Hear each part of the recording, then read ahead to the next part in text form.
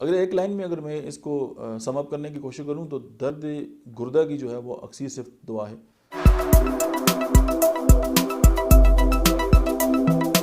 बिस्मिल्लाहिर्रहमानिर्रहीम, अस्सलाम वालेकुम। मेरा नाम डॉक्टर अहमद एजाज है और मिसमिली होम्यो क्लिनिक से फैसलाबाद से आपसे मुखातब हूँ। होम्योपैथिक थेरापीटिक्स के सिलसिले में आज हम जिस दवा के बारे में डिस्कस करेंगे उसका नाम है सोलिडिगो। अगर एक लाइन में अगर मैं इसको सम अप करने की कोशिश करूं तो दर्द गुर्दा की जो है वो अक्सी सिर्फ दुआ है। और जो स्ट्रक्चर बन जाते हैं हमारी बॉडी के अंदर और फिर उसके लिए स्टंट वगैरह डालने पड़ते हैं और मतलब समटाइम कैथीटर और इस तरह की जो इश्यूज़ हैं हमें करने पड़ते हैं, तो उनको क्लियर करने के लिए सोलिडेगो जो है हमारे पास एक बेहतरीन हथियार है। पेशाब बंद हो जाए और बग़ैर जो है वो कैथीटर के जो है वो न निकले, उस वक्त सोलिडेगो इंडिकेटेड है। उसके अलावा ये है कि दर्द की बायस, स्ट्रक्चर के बायस अगर गुर्दे जो हैं वो अपना काम करना छोड़ दें तो ऑपरेशन से पहले इसको ज़रूर आजमाना चाहिए।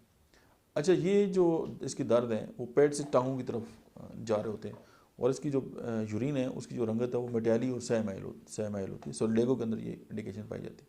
अच्छा, chronic nephritis, homeopathic replacement for the catheter, one line sentence, और रिपीटेड कोल्ड ऑफ ट्यूबरक्लोसिस, यानी कि मतलब ऐसे लोग जो टीबी के मरीज़ रह चुके हैं और उनको बार बार जो है वो सर्दी लग रही है और चेस्ट के इन्फेक्शन हो रहे हैं, तो सोलिडेगो वहाँ पे भी काम करती है।